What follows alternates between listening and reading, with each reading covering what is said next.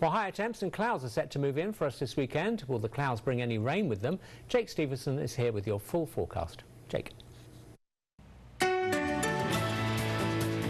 Welcome back. I'm meteorologist Jake Stevenson, and as we descend down into the Yakima and Kittitas valleys overnight tonight and into tomorrow, we're going to be seeing pretty about average low temperatures tomorrow morning before we start to warm back up again. We'll be looking at a high, I should say, of about 90 degrees, but at about 10 a.m. just after the commute to work, we'll be hovering around the mid-70s. Now, we do have, as I talked about earlier, two fires that are currently active on the side of I-90 eastbound. We have the Little Creek Fire and the Sun Country Fire. Now, these aren't closing down the road as we speak. However, do be sure to watch out for slowdowns if you are on I-90 eastbound just to the west of Cle Elum over the next couple of hours and into tomorrow.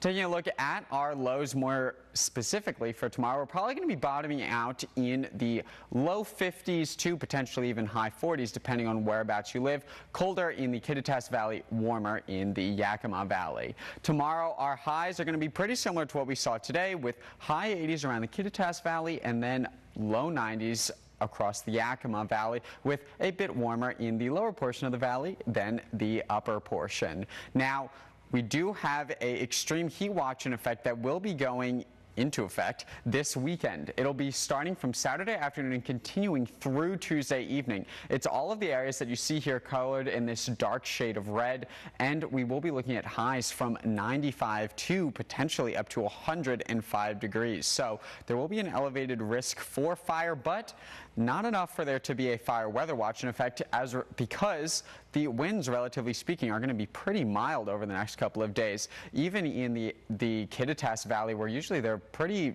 high, we're going to be seeing probably only winds 10 to 15, maybe 20 to 25 on Friday, which will be reducing that threat of fire. Taking a look now at our 7-day forecast for Ellensburg, we've got a high tomorrow of 88 with sunny skies, 93 on Friday with sunny skies, although then some clouds start to come back into the picture Saturday into Sunday.